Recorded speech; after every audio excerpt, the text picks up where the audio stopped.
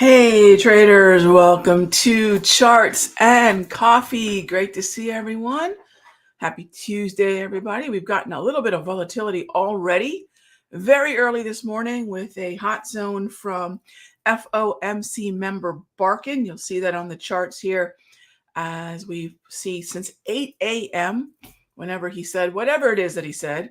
The markets have equities anyways.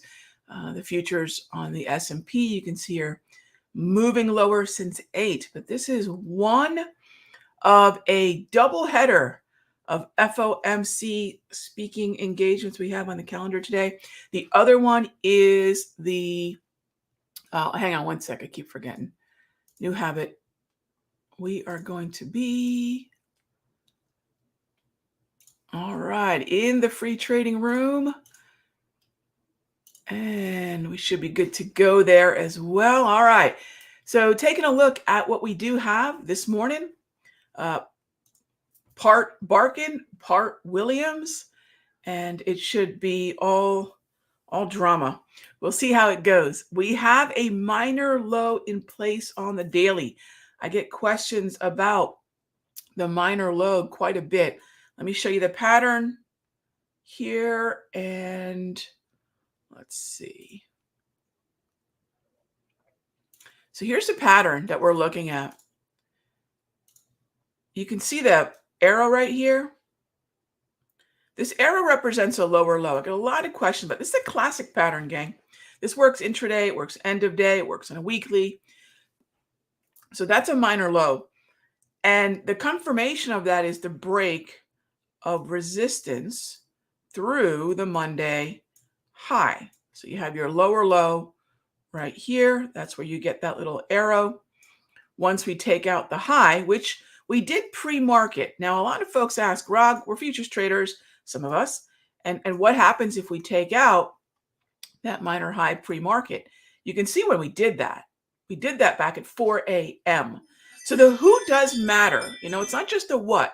The who does matter. And the who here is Asia. This is what we've inherited so far. And I really want to see that level, that Darvish line in the sand broken after 9:30. It's a different who, right? Then rather than the European and UK markets and the close of the ASIN session rallying us through that level, it's not that we don't have as much opinion. There's less turnover at that point in the day, 4 a.m. Eastern. We want to see that volume, that attention happen after 9:30. That's really what I'm looking at this morning. And that's where we want to focus on, where ultimately, if there's going to be strength, that's the tripwire. All right. Okay, gang. So let's just jump into the question, shall we? Just a quick reminder, or some of you may not know, so it's not a reminder. It's a heads up. I'll see you all in the mastery, but I'll also see you all in the options room and, of course, in the futures room for the open. So I'm going to be taking a look at some day trading. We'll do some multi-chart scans. We've got a lot coming up here in about 16 minutes. All right. So first up, can I explain my day trading bias, bullish or bearish in the S&P today? Furman, it is bullish. It is bullish. It'll be more bullish if we are able to take out the 40.65 level, but it's bullish to kick off the morning. Yes, thank you for the question. Jose asked me, take a look at Southern. Sure, SO. Huge weighted stock, top 3, top 4 in the XLU, and beautiful uptrend, sitting at we hit the 77.85 area, hit the 21 propulsion yesterday, moving higher from there today. So really nice dip buy, aggro dip buy in SO yesterday. Yeah, in SO yesterday.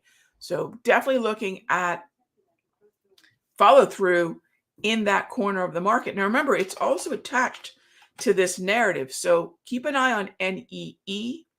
Keep an eye on DUK. Keep an eye on, of course, SO. Keep an eye on D. We have a little bit, I wouldn't call this really a straight up defensive play. It's an uptrend that's pulled back. All my cards on the table. I do have a long call position in the XLU. All right, next up. Hey there, Martha. Is there any pattern from what happens overnight to what happens 9:30 to 4? So Martha, that really is a volume conversation for me. So if I'm taking a look at, this is the trading view layout. And this is where I love looking at the volume profile via you can see here along the right side, the right edge, that's your volume profile. And, not that it's the end all be all, because look, I was looking for, we had a little bit of support in this point of control volume area until Powell, which, by the way, when we have Powell, the secret squiggles, the levels, the charts, doesn't matter. Only matters what he says. So we're very slowly trying to put in a minor low and reclaim some of that lost ground. The other thing to remember is a broken uptrend is now bullish chop. We will favor oversold buys, not short sells. The question is now, can I take anything from the earlier part of the day? So let's just look at the day since the 30th, right? Began. So midnight. And I'll look at the volume levels. I don't believe that highs and lows, just arbitrarily highs and lows established between, say, 2 a.m. or even 8 p.m. Monday evening to 9:30 a.m. I don't believe the highs and lows on their own are necessarily important. But if those highs and lows accompany volume ledges where we have a little bit more volume at a certain level, 4065, does that number sound familiar? That's our Darvish line in the sand. That's what I've got my eye on. So that's also a point of control since midnight Eastern. If there's volume, yes, Martha. So volume's a big part of the conversation. It just really can't be extracted from the conversation. So great question.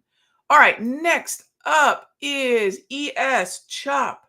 Yellow, agreed. Grabs are, the grab candles are red. How can I still be bullish? Because we have more than two kinds of market environments, Avi. Remember, Charles Dow talked about this 140 years ago, and it's still absolutely applicable today. And that's the conversation around, do we have an uptrend, a downtrend, accumulation, or distribution? Accumulation is a narrow trend, distribution is a wide trend. So when we're yellow, that's chop. So what else can I be? I can be neutral. I can choose to do nothing, and that's a perfectly great stance, Avi. But I'm not going to be bearish because the signs for bearishness have not dug in yet. So how can I be bullish? I'm following the process.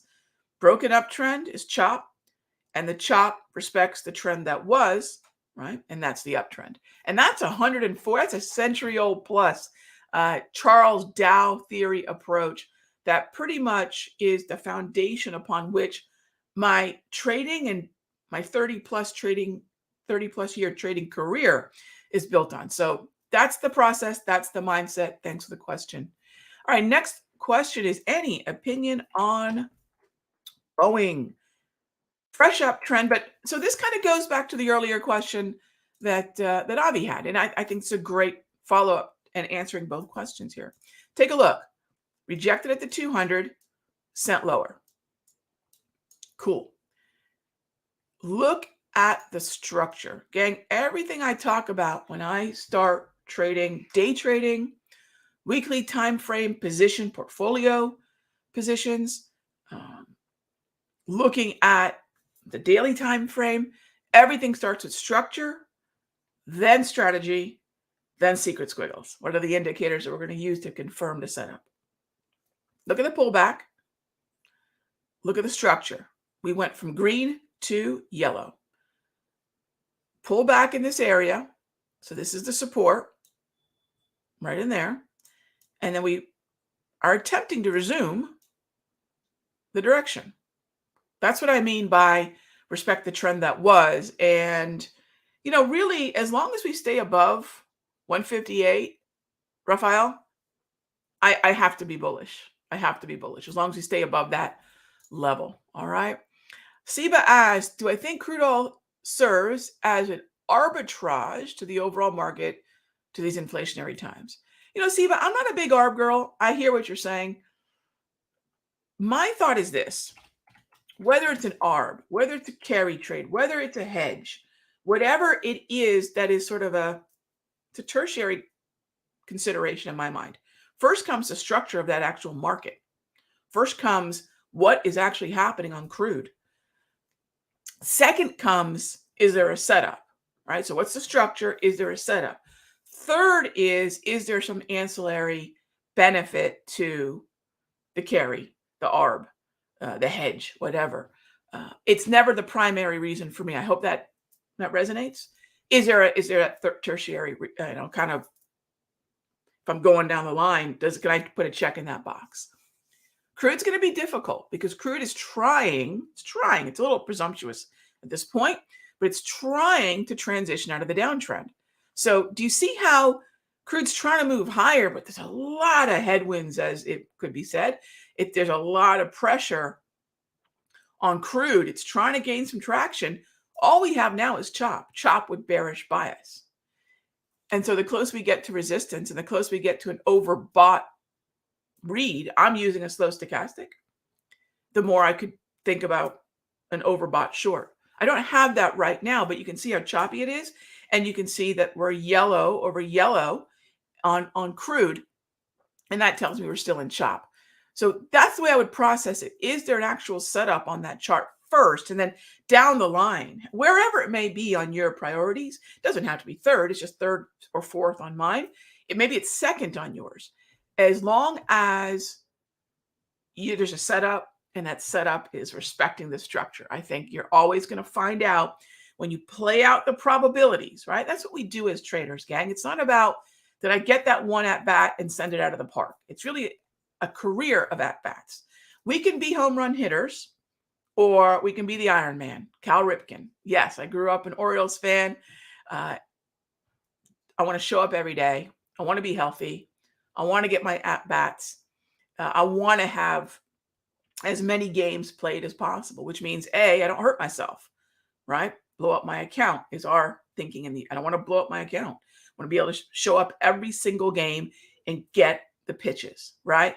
And if I can play a probability strategy, that's even just 50% win rate, which I actually won't employ.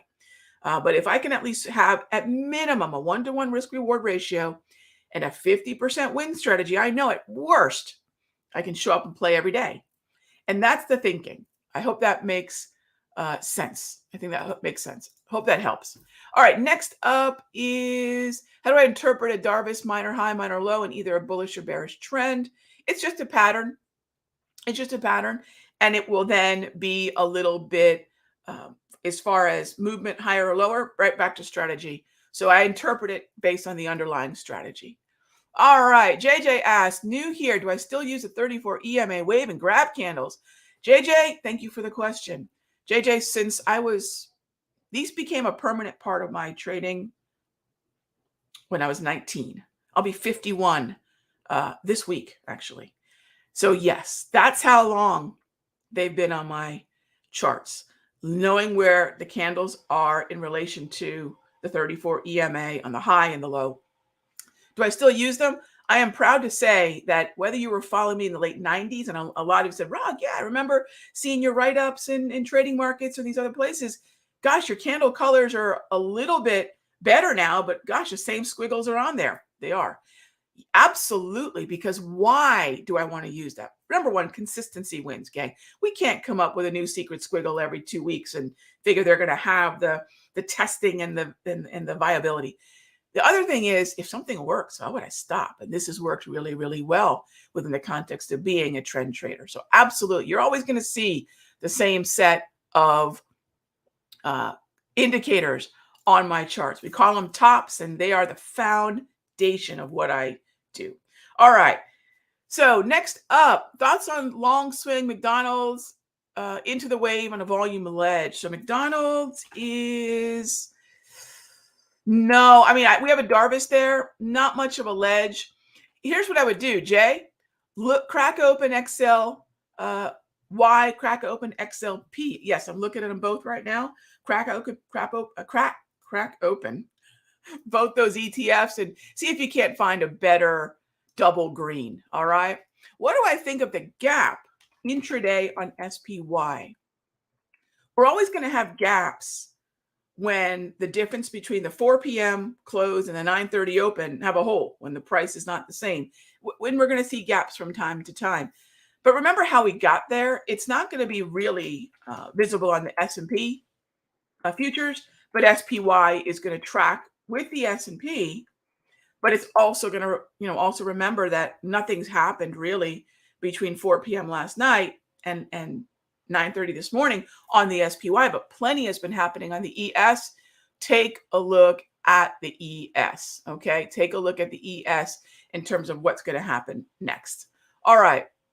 Sue says, arbitrage, carry, hedge, all these seem Greek to me than the Greeks. Sue, it's just technobabble, and I don't use any of them. So I hope that's some solace. You don't need to know. You don't need to know what those strategies or terms really are. Can you find the structure of the market? Can you follow the trend? That's the basis of my career. Abas, do I like living in Florida? It's where my computers are. I've been here for a really long time. We moved here a long time ago. Does it help in taxes on trading profit? Here's what I would tell you, and I'm no expert on the topic, but I use the services over at Anderson Advisors, and they are the ones that have created my trading entities and my structures. So where I live really doesn't make a difference as much as smartly structuring your trading as a business, right? So that's what I would say there in terms of that. Now, speaking of SPY and ES, let's circle back to the ES for a moment. And again, I want to remind everybody, keep an eye on the high from yesterday. That's going to be a big one to watch. Also keep an eye on XLK. XLK being the heaviest weighted sector in all three indices. You definitely want to keep an eye on that one as well. All right, gang. So I'm going to see you all in the options room in a moment. So I'll see you all there. Futures, of course, our Tuesday session. And of course, my mastery folks, let's get to our day trading, the open. I will see you all there momentarily. I'm just giving myself an extra few minutes to get situated over there. I'm looking forward to seeing you all there. Give me a shout out that you just saw me in Charts and Coffee when I see you all in the room. We'll keep the conversation going. And I will see you all tomorrow. Same time, same station. Be good to each other. Heads up. Williams is on at 11 a.m. Eastern. Hot zone, gang. If you're day trading, know what your stops are, know what your targets are. We're going to get some volatility leading up into that event and clearly while he's talking. Okay, be good to each other, gang. Talk with you soon.